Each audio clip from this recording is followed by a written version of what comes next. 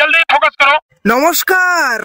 নমস্কার। আমি অভিজিৎ। হরে কৃষ্ণ। বাংলাদেশ এবং তার অবৈধ বাপ পুটকিস্তান। হ্যাঁ, আপনারা ঠিকই শুনেছেন, পুটকিস্তান। 2025-এর চ্যাম্পিয়ন্স ট্রফিতে ভারতবর্ষ যেভাবে এই দুটো দেশের পুটকি মেরে সুটকি বানিয়ে দিয়েছে, সেটাই আজকে দেখবো। সেই সঙ্গে বাংলাদেশ এবং তার অবৈধ বাপ পুটকিস্তানের এক একটা আল বাল পোদের ছালকে ধরে ধরে রোস্ট মারবো। আইয়ে দেখতে মজা আয়েগা।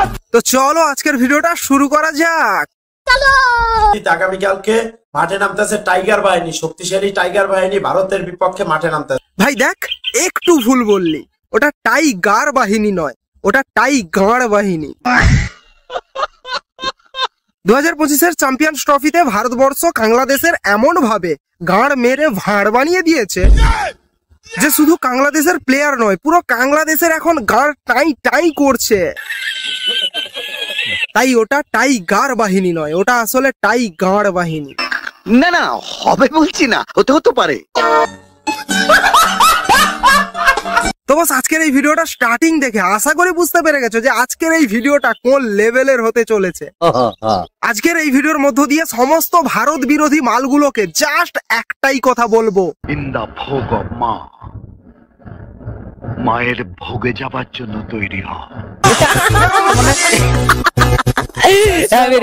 বাংলাদেশ ভারতকে দুমড়ে মুচড়ে দিবে, জাস্ট মাঠের খেলায় বাঘের মতো গর্জন দিয়ে ভারতকে দুমড়ে মুচড়ে দিয়ে জয় ছিনিয়ে নিবে। হ্যাঁ ভাই, তুই একদম ঠিক কথা বলেছিস। তোদের বাংলাদেশের কাংলু মার্কা টিম ভারতবর্ষের বিরুদ্ধে বাঘ কেন সিংহের মতো গর্জন করতে নেমেছিল, কিন্তু না জানি কেন শেষ পর্যন্ত নেড়ি কুত্তার মতো ল্যাজ নাড়তে নাড়তে মাঠের বাইরে বেরিয়ে গেল। চ্যাম্পিয়ন্স ট্রফি 20 তারিখে এই শক্তিশালী বাংলাদেশে জিতবে। ভাই ভাই ভাই, কেমন হাসছিলি, আরেকবার হাস দেখি। দেখ ভাই, বিশ্বাস কর আর না কর, তোদের এই সমস্ত গান্ডু মার্কা কথা শুনে আমরাও ঠিক এইভাবেই হাসি।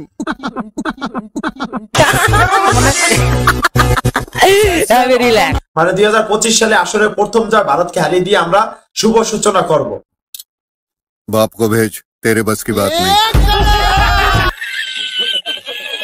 অবশ্য এদের বাপ মানে হইল গিয়ে ওই অবৈধ বাপ পুটকিস্তান, সেও ভারতবর্ষের কাছে বারংবার হারে, আর এবারও তার ব্যতিক্রম হয়নি।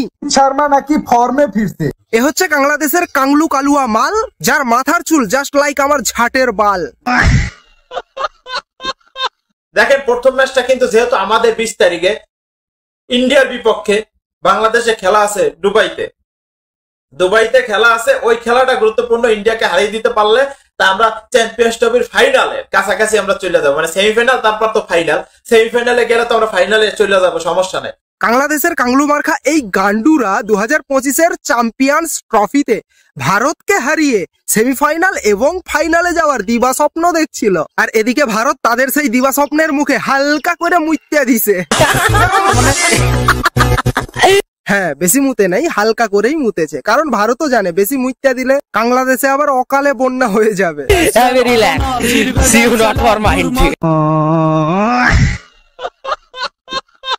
কলা গাছে যেমন কলা সুন্দর, হ্যাঁ, কিন্তু গাছে কলাটা ঝুলে নেই, জড়িয়ে আছে কেন? পুকুরে যেমন মাছ সুন্দর। সে ঠিক আছে, কিন্তু তুই পুকুরের মাঝখানে হাঁকতে বসেছিস কেন? মায়ের কুলে যেমন শিশু সুন্দর, এরকম আদ্দামড়া মা আমি আমার জীবনে প্রথমবার দেখলাম। মায়ের কুলে যেমন শিশু সুন্দর। ভাই, শিশুটাও হয়তো ভাবছে তার খিদে পেলে তাকে ব্রেস্ট নয়, চুলে ভরা চেস্ট চুষতে হবে। চ্যাম্পিয়ন্স ট্রফিটা বাংলাদেশ টিমের হাতে সুন্দর। আরে না ভাই, চ্যাম্পিয়ন্স ট্রফিটা বাংলাদেশ টিমের হাতে যতটা না সুন্দর লাগবে, পেছনে গুঁজে দিলে আরো বেশি সুন্দর লাগবে, এবং এটাই বাস্তব।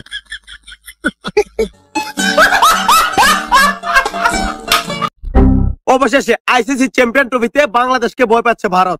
আমি একদম শিওর গরু বাছুর এবং অন্যান্য দ্রব্যের সঙ্গে সঙ্গে পশ্চিম বাংলার বাংলাটাও বাংলাদেশে প্রচার হচ্ছে না। মানে কোনো সুস্থ মস্তিষ্কের মানুষ এই ধরনের কথাবার্তা বলতে পারে?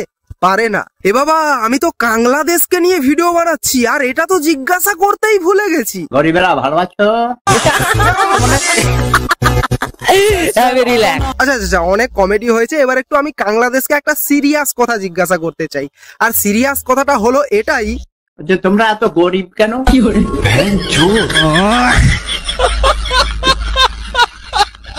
আমার যেটা মনে হচ্ছে আইসিসি চ্যাম্পিয়ন ট্রফিতে বাংলাদেশ ইন্ডিয়াকে হারিয়ে দেবে। আমি স্পষ্ট দেখতেছি ভাই, বাংলাদেশ ইন্ডিয়াকে হারাবে আইসিসি চ্যাম্পিয়ন ট্রফিতে। কোনো ছাড় নাই ভাই, এক বিন্দু ছাড় দেবে না বাংলাদেশ। অবশেষে ইন্ডিয়ার কাছে লজ্জিত ভাবে পরাজয় বরণ করলো বাংলাদেশ। এই তো বাংলার নেশাটা কেটে গেছে বোধহয়, তাই তো এখন আর ভুলভাল বকছে না। নেশা কাটতেই বুঝতে পেরে গেছে যে কিভাবে ভারত দিয়েছে এদের গাড়ে গাড়ে, তাই তো টের পাচ্ছে হাড়ে হাড়ে। অবশেষে আইসিসি চ্যাম্পিয়ন ট্রফির প্রথম ম্যাচ বাংলাদেশ বনাম ইন্ডিয়ার খেলা, সেই খেলা শুভমন গিলের জন্য এবং মোহাম্মদ সামির জন্য ইন্ডিয়ার কাছে এক লজ্জিত পরাজয় বরণ করলো বাংলাদেশ। কি বলবো দাদা? কি আর বলবি, লজ্জায় তো বোধ হয় মুখ লুকোনোর জায়গাটুকুও পাচ্ছিস না। তা আমি একটা জায়গা সাজেস্ট করতে পারি মুখ লুকোনোর জন্য, মুখটা নিজের গাড়ে গুঁজে নে। আচ্ছা আচ্ছা আচ্ছা, বুঝতে পারছি এটা একটু বেশি লজ্জার হয়ে গেল, তাহলে আর একটা কাজ করতে পারিস। যদি ইন্ডিয়া বাংলাদেশকে হারাতে পারে তাহলে আমি প্রকাশ্যে লাইভে এসে মানে পাবলিক প্লেসে ভিক্ষা করব। বাংলাদেশের এই কাংলু মালটা বাংলাদেশের হয়ে চ্যালেঞ্জ করছিল, তাও আবার কার বিরুদ্ধে? ভারতবর্ষের বিরুদ্ধে। তা যাই হোক, এই মালটা যখন লাইভে এসে বলেছিল যে 2025-এর চ্যাম্পিয়ন্স ট্রফিতে যদি ভারত বাংলাদেশকে হারিয়ে দেয় তাহলে এই মালটা লাইভে এসে ভিক্ষা করবে। তো ভারত তো বাংলাদেশকে হারিয়ে দিয়েছে, তখন আমি ভাবলাম তাহলে কি এই মালটা সত্যি সত্যি লাইভে এসে ভিক্ষা করতে বেরিয়েছে নাকি। তখন আমি সোশ্যাল মিডিয়ায় একে খুঁজতে এই ভিডিওটা পেলাম। শেষে আমি কথা দিয়েছিলাম ইন্ডিয়া যদি বাংলাদেশকে হারাতে পারে চ্যাম্পিয়ন ট্রফিতে তাহলে আমি প্রকাশ্যে ভিক্ষা করব, পাবলিক প্লেসে মানুষের দ্বারে দ্বারে যাব, মানুষের ঘরে যাব, এরকম একটা কথা আমি বলছিলাম। ভাই, বাংলাদেশের পক্ষে আমি চ্যালেঞ্জ করিয়া আমি যতবার চ্যালেঞ্জ করছি বাংলাদেশ কিনা ততবারই আমি খাইছি ধরা। এখন ভাই আর জীবনে ভাই এই কানা ধরছি, আর জীবনে ভাই আর কোনোদিন চ্যালেঞ্জ করবো না। এর এই সমস্ত কথাগুলো শোনার পর আমি ভাবলাম বোধহয় এ সত্যি সত্যি বাংলাদেশের অকাতটা কি সেটা বুঝতে পেরেছে, তার জন্য আর বোধহয় কোনোদিন চ্যালেঞ্জ আর করবে না। এ বাবা, কি চ্যালেঞ্জ করবে না? এই মালটার যখন আমি একটু ইতিহাস ঘেটে দেখলাম, ব্যাকগ্রাউন্ড দেখলাম, তখন দেখলাম যে এ আসলে হচ্ছে একটা নেড়ি কুত্তার জাত। আর নেড়ি কুত্তার লেজ কি কখনো সোজা হয় না?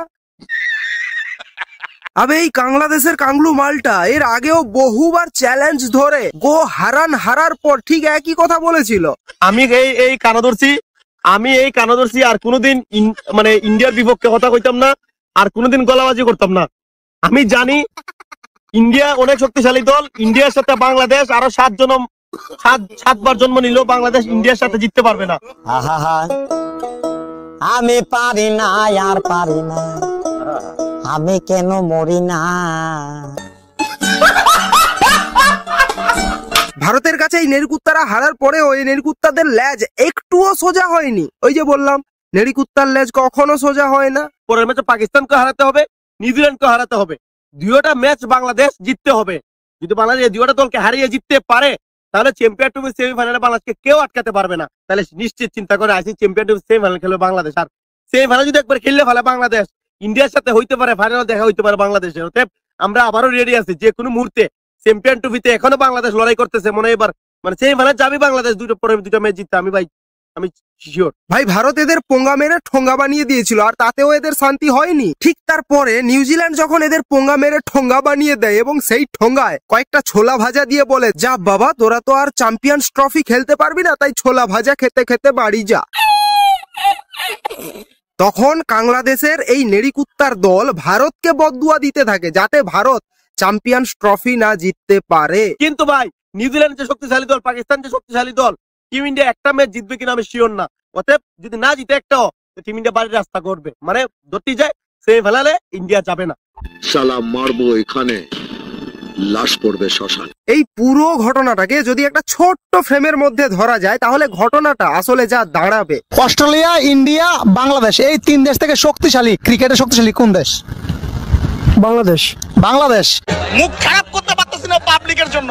সুরের বাচ্চারা নেদারল্যান্ডের মতো একটা দলের কাছে এইভাবে হারে। Have a relax. See you not for mind. যদি ইন্ডিয়া বাংলাদেশকে হারাতে পারে তাহলে আমি পাবলিক প্লেসে ভিক্ষা করব।